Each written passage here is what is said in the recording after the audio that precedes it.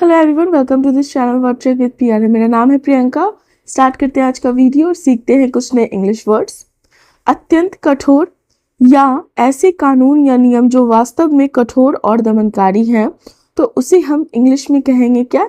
Draconian. Draconian, draconian DRACONIAN, जिसका अर्थ होता है कठोर कानून और या नियम।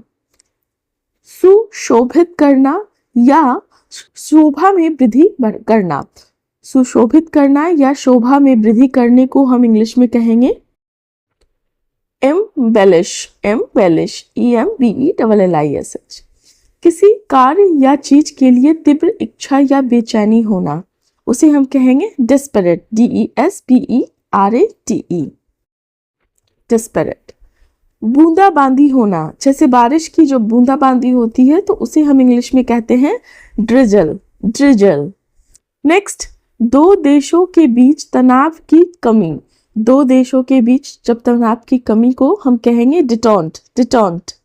नाजायज रूप से प्राप्त संतुष्टि। नाजायज रूप से प्राप्त संतुष्टि को हम कहते हैं इंग्लिश में इल्लीगल ग्रेटिफिकेशन। Illegal gratification.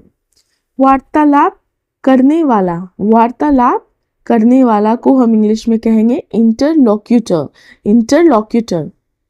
खुशी मनाने के लिए जमावड़ा। खुशी मनाने के लिए जो भीड़ या जश्न मनाने के लिए जो भीड़ को हम कहते हैं जम्बोरी। जम्बोरी। अनियमित ढंग से। अनियमित ढंग से को इंग्लिश में कहेंगे फिटफुली। FITFULLY। उदासीन या जो बहुत अच्छा ना हो। उदासीन या जो बहुत अच्छा ना हो, उसे इंग्लिश में कहते हैं इनडिफरेंट। इनडिफरेंट। संभव या होने योग्य। संभव या होने योग्य को इंग्लिश में कहेंगे फीजिबल। फीजिबल।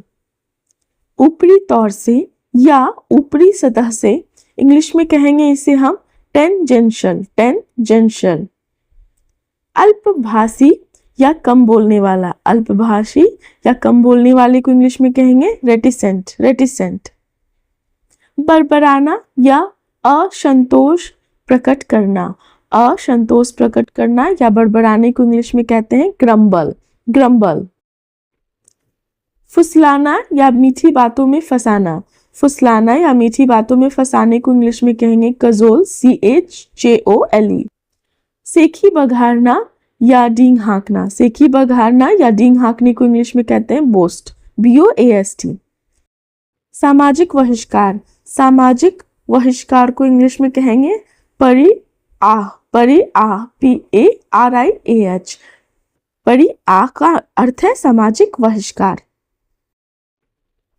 लंगड़ा कर चलना। लंगड़ा कर चलने को इंग्लिश में कहते हैं होबल।